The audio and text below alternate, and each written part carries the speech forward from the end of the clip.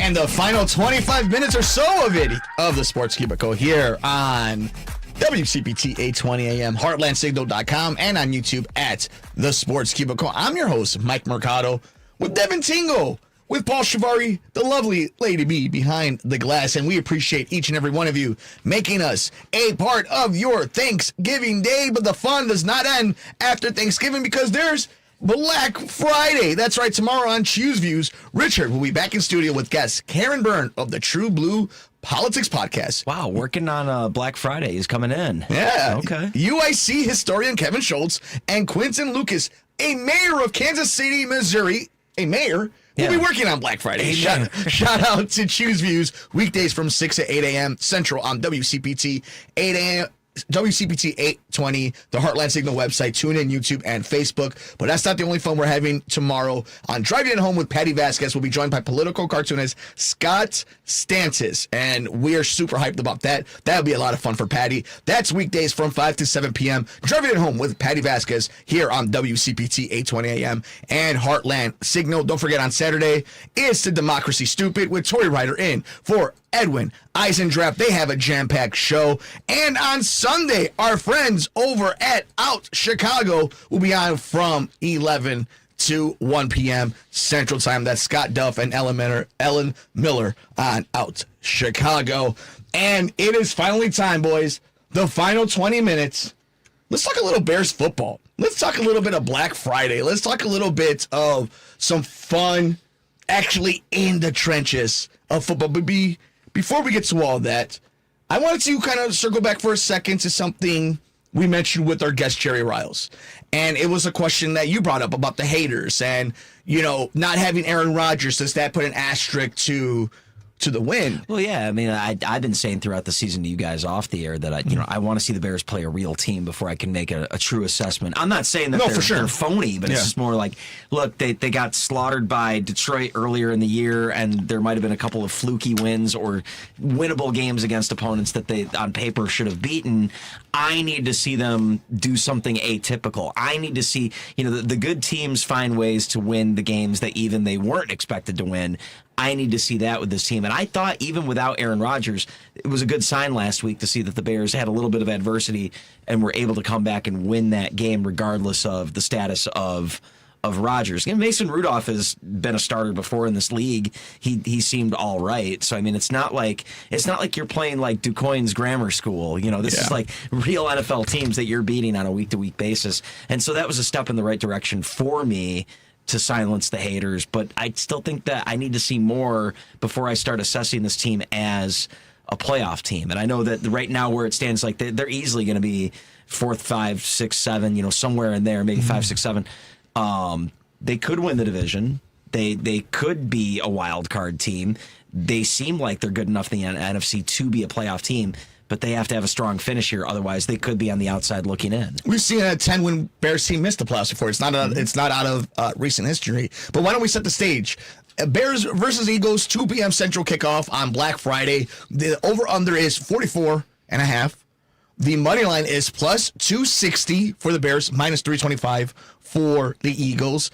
And the spread is plus 7, minus 7. Plus 7 for the Bears, minus 7 for the Eagles. Now, I guess it's not necessarily a counter, but like to answer some of your questions, or at least my opinion on it. I think one is, who is a real team in the NFL besides the Rams, the Seahawks? Like, we can start naming a few, but even they've had losses that are costing. I would have said the Eagles, but then they just lost to Dallas last week. Yeah, the way over 14 unanswered points at the end of the game and had a 21-point lead. So plenty of that to go around. I will say this about the NFL: it's one thing if you win a game with a field goal at the end once, maybe twice in the season it happens. Even for the bad teams, you'll win a game. But when you're consistently putting yourself in a position week in and week out after 57, 58, hell, 59 minutes of football, and you still have a chance to win a game, despite your own mistakes and penalties, not being able to finish drives in the red zone by just getting field goals, that is not luck. That is consistency. That is a pattern. The pattern for the 2025 Chicago Bears is, as long as you keep them in the game, or more like they are in a game, they have a chance to win. You can counter it with who have they played? What is the best team that they played? In the NFL, where we've seen the Dallas Cowboys beat the Philadelphia Eagles, it's easy to look at a matchup 2-3 weeks down the road, to do schedule watching and be like, they're going to lose this game, they're going to lose this game, until Lane Johnson is missing a game, until Saquon Barkley all of a sudden has a groin injury, until all of a sudden A.J. Brown isn't dominating like he used to. The tush push might have some form of fault behind it. I think the Bears, rightfully so, are big-time underdogs. I don't think the Bears are going to win on Black Friday. But if the Eagles play as bad a game as they did against Dallas, the Bears can and will win that game. This is no longer they're kind of cute, they're gimmicky. This is who they are. This is a team that has professional wide receivers in it with DJ Moore and Rome Odunze and a professional play caller, a head coach who has built a foundation for this team to not break, to not crumble. Does that mean you're going to win every single game? Does that mean you're going to win this Black Friday? No. But it means you put yourself in a good spot week in and week out to win a football game. The question now becomes, can you win enough football games to get to the NFL playoffs? And I will give Bears credits on this, right? Look how much they've grown since that game against Baltimore, where Huntley played instead of Lamar. They have not underestimated anybody. They have not shown up without any type of urgency. This is a well-coached team. A team that doesn't have any linebackers. We just saw from Courtney Cronin over on Twitter, one of the best in the industry. TJ Edwards, out. Tyreek Stevenson, out. The potential of getting back Kyler Gordon and Jalen Johnson against Philadelphia is huge. That means you've been winning these games without these guys. That's not by accident. That's who your team is. Are you good enough to go to Seattle? Are you good enough to go to Los Angeles to win? I don't know. But I do know you're not winning these games by fluky circumstances. You've stood in a game for 58 minutes to give your team a chance to win. At least that's where I'm at. Well, it's very much one of those things, Mercado. It's like there's so many things here, and we've all seen the flaws in the Bears this season, but also been seeing a lot of performance there. But if the Eagles play like they did against the Dallas Cowboys, this is what the Bears are made for. This is the comeback Bears. This is a team that is kind of going against all odds. As Jerry Riles did bring up, Caleb Williams said last year when they were down the score, they thought the game was over. Now they're at the point where they're down. They're like, all right, we're in it to win it, and you know what? We're going to the very end here. But they have come a long way. But again, going back to the game against Baltimore, it was close for a decent amount of time there. They can hold these teams down here, and especially with the defense being banged up for a lot of it and seeing just, DeAndre Swift had a poo-poo year last season, but has been definitely stepping up this year. The kid, Mungai, definitely stepping up. And, of course, number 18, is it weird to say QB 18 because we say QB1 for Justin Fields? But QB 18, definitely kind of stepping out there. It's not like this is just what we've been looking to see here. And it's like you have a competent coach, you have a quarterback that, as you would say, is Bears proof, and you have a group of guys that have a good head on their shoulders, are looking to come in here. I kind of want to pick the Bears to win tomorrow because I definitely think that could be where your money is. And I know we talked about the whole sports gambling, but very much if this is the team, the Eagles, they even lost to the Giants earlier this season, 3 weeks ago. J.J. McCarthy, 9. I know it's not his number, but that's his nickname. He gave them a run for their money. So I would not be counting the Bears out here. But, to say they're the underdogs, it's a little embarrassing. No, I think it's fair. It's the Philadelphia Eagles are a team that has been and seen it all. They've been in the big game. They dethroned Patrick Mahomes. They're the only team not named, had even started quarterback named Tom Brady to do it. This is a team that will not just give you the victory. So I shouldn't say the underdogs. I think it's insulting to call them like this. Like there's no chance in hell they're going to win. That's what I kind of meant more to say. Yeah, for sure. I mean, this is the NFL. Like, again, the NFL is funny because it's set up where there are like 3 or 4 championship contenders almost universally accepted. Then there's like 3 or 4 bottom-dwelling top 5 picks. And then everybody else is in the middle. And it's all about, can you set yourself up for the best path of success? So if you think about it, for example, the Kansas City Chiefs, them beating the Indianapolis Colts keeps them alive for one more week. Gives them a chance to be matched up. They're not going to be a home team, but gives them a chance to be matched up against a team like the Colts. Then all of a sudden, if I tell you in January, yeah, the Colts have been great, but now they have to beat the Chiefs in a playoff game. It's about putting yourself in the best position to win. And if you're the Bears, the best position for you right now is to win the NFC North. So that means you're going to have to win a game you're not supposed to. Whether that's Black Friday, sweeping the Packers, You have to beat Cleveland. The nice thing, though, is they get the 3 games, though, in the division. And a Detroit game. Yeah, and it's not against Minnesota because that should be the winnable one, but you have more of an effect on, if you beat Green Bay, you're setting them backwards. If you beat Detroit, you're setting them backwards. The hope is that last game of the season against Detroit doesn't get flexed to the Sunday night game, because then that means in week 18 they're both fighting for something. The hope is that they're both resting their guys for the playoffs at that point. And if you were giving that option for Bears fans, that you could be worried about resting players, or that you would be in, not just in the hunt, but a division leader in week 13, you take it. This is all about development. And this is where I circle back to the Ben Johnson hiring, why he was such a hot commodity, and the difference between him and, let's say, a Matt Nagy. Matt Nagy had the shield of Andy Reid. We saw when Matt Nagy called that playoff game against Tennessee how big of a disaster it was. We saw Andy Reid consistently pull Matt Nagy out of the fire. It also helps when you have Travis Kelce, Patrick Mahomes, and that great defense.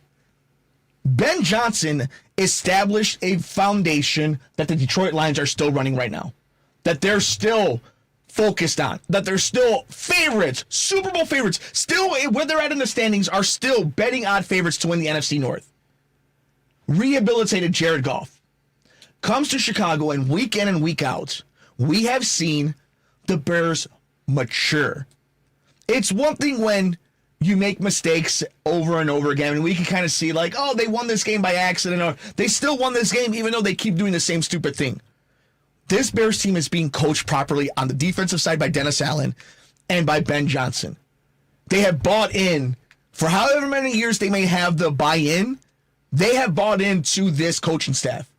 And if you can build a solid foundation, that is how you become the Pittsburgh Steelers, the LA Rams, the New England Patriots. You get somebody who's competent, who can help develop, and with a little bit of patience and talent surrounding your prized possession that is a young QB, this is what you get year in and year out.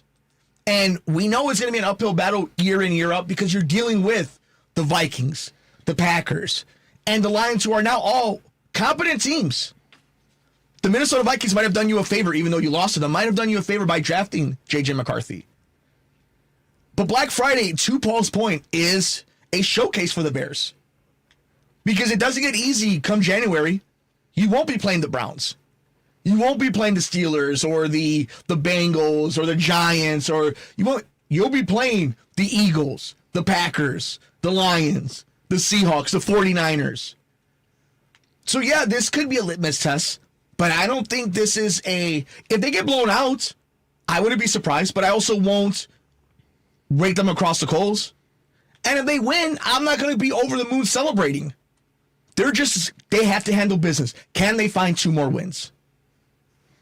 I think they easily can, Mercado. I mean, they're facing the Browns, and whether it's Shadur Sanders, whoever the hell behind the ball, definitely I think that's a game that could be won. But also, I think they could easily take both games from the Packers here. I agree. Especially what we're seeing. I mean, Jordan Love is not the elite quarterback that we all thought he was. I'm not saying he's a terrible quarterback, but definitely looking at some of his numbers this year compared to his previous seasons, I think this could be a team that could actually easily take the NFC North. And I think they could, here's the thing. They lose both games to the Detroit Lions. That happens here.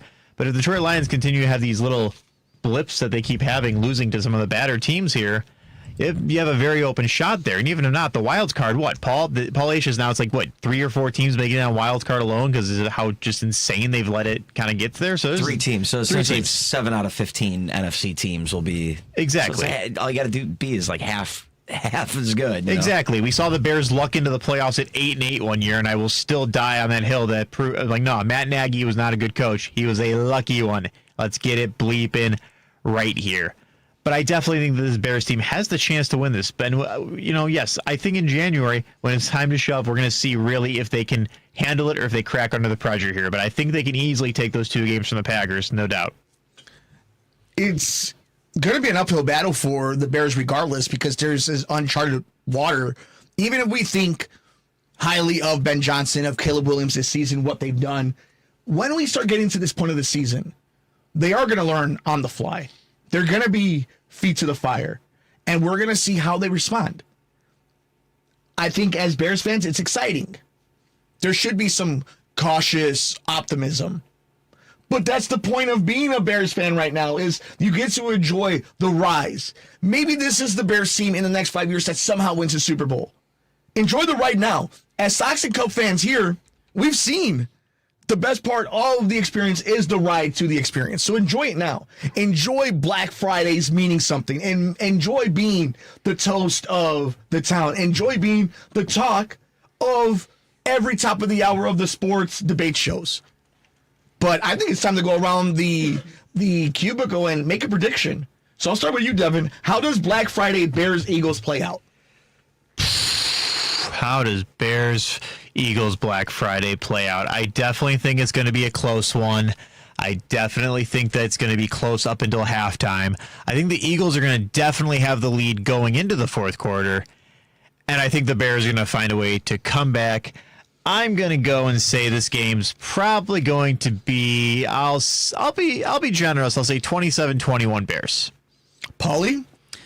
The Eagles have won the last 5 meetings. Although the Bears lead the all-time series 29-14-1. The last meeting, do you remember what happened the last meeting between the Bears and the Eagles? How was that game? I was going to say, you better remember, yeah. Eagles won 25-20 back in 2022, and Mercado was there, freezing his tuchus off. Yeah, exactly. I don't think it's going to be close. I'd like this to be a trap game. I think the Bears could come away and steal it, but I think with it being at Lincoln Financial Field in Philadelphia, coming off that loss that the Eagles had against Dallas, the short week, I think the Eagles are going to win this one. I don't think it's going to be close. I think it'll be 34-14 Eagles. Yeah, I have it 31-20 Eagles.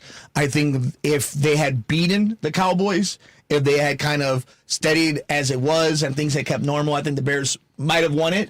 I would have said they have a really good chance of winning it. The Bears are due for a loss. It'd probably be good for them to get a big butt kicking right now. It'd be the only thing better than winning a game is winning a game that your coaches can use the film on. And the Bears have plenty of that where they can learn a lot from some of these games because they haven't played great football, but they played winning football and they keep getting better week in and week out. So we got to give them that. But this is an Eagles team that kind of has their back against the wall when it comes to their fan base, whether it's the A.J. Brown drama, whether it's Saquon being hurt, Jalen Hurts constantly being undermined and overlooked, and Sirianni constantly on the hot seat. It's a team that desperately wants to win, especially after that showing last week. I think the Bears are going to play well enough, just not good enough to beat this team. But don't fret, Bears fans. I think they're going to beat the Packers, and I think they're going to beat the Browns. I think they're going to get to 10 weeks in the next 3 weeks. It's going to be a little bit of a rough Black Friday, but that's okay. We'll be here to soothe you, console you, and break it all down on the Sports Cubicle. Every Sunday night, 9 p.m. to 10 p.m. is our normal time slot.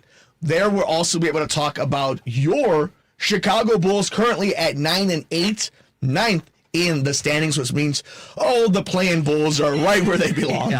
Shout out to Giddy, has played some really good basketball, and we'll still see the growth of Matas Buzelis. How about the 10-8 and 5 Blackhawks, 25 points on the season. Connor Bedard, he might be good. It's looking pretty good. He might be pretty good. Couple hat tricks this year. Yeah. Who would have thought it? So 2 teams not playing best playoff, probably not going to be all up in the championship conversation, but seems to watch on the rise. The Chicago Bulls and the Chicago Blackhawks over at the United Center. Bulls need some help when it comes to some injuries, but that'd be stuff that we'll be talking about on the Sports Cubicle Sundays proper here on WCPT and HeartlandSignal.com. But guys, 3 hours has come and gone finally. We want to take these last 3 minutes just kind of giving our thanks and our love yous and everything, and any final thoughts. I'll start with you, Dev. Well, we did it. We did 3 hours, boys. I mean, I can't imagine anyone else I would definitely have wanted to spend these past 3 hours with on the holiday, keeping you away from that crazy, crazy family that we all know and maybe in a little sense kind of love. Paul. I'm thankful for you guys that we've been doing this for 4 years and that the station actually hasn't kicked us off yet, and actually encouraged us this year to actually fill in on Thanksgiving Day. So I'm thankful for you guys. I'm thankful for the company for allowing that. So I'm thankful for Andy Miles and Mark Pinsky, whose fault it is that you're hearing us right now. So if you need someone to complain to, that's Andy Miles and Mark Pinsky that you need to write or call to that you don't want to hear us anymore. Here's both their personal cell phone numbers. I'm kidding. But yeah, no, I was thankful for the opportunity to do this today. Thankful to your families for allowing you to come out and play with us. So, that's really appreciated. To our wives, to our kids that let us guarantee that I'll be allowed back in tonight. That's the key. That's the key to it all. She might not let you outside next to the doghouse. But yeah. Shout out to her. She's amazing. And shout out to thankful for family, friends, daughter, her first Thanksgiving. Thankful to the company. Shout out to Mark Pinsky, Andy Miles, George Murillo, Matt Cummings for all the help, support, and for setting us up here. The biggest of thank yous to the lovely, amazing Lady B, the Queen Bee of WCPT, always doing amazing work. We love you. Thank you for running everything behind the scenes. Shout out to Henry and to Mike over running in the hallways, making sure the lights stay on here on Thanksgiving. And most importantly, thank you for joining us here. It means the world to us. We do a lot of work around here, not just on the Sports Cubicle, but on different shows. Like I told you guys about Bear Era. Paul's done a lot of stuff. Devin does a lot of stuff. You'll hear Paul's voice and Devin's voice all over the station. When we say we are thankful, we mean it. Because there's a lot of different ways you could spend your holiday season, and you spent it with us. So from the bottom of my heart, for Paul Shivari, for Devin Tingo, for the marvelous one, Dan Marver, for the lovely Lady B, for everybody here at WCPT, Heartland Signal, WSBC 1240, and of course, all our friends over on YouTube at the Sports Cubicle. Have a wonderful, safe Thanksgiving Day weekend. We love you, and we will see you next time right here on the Sports Cubicle. I'm your host, Mike Mercado. So this is how we're gonna play it. Do you think Brest could get exposed tonight? I hope so. It's the Sports Cubicle.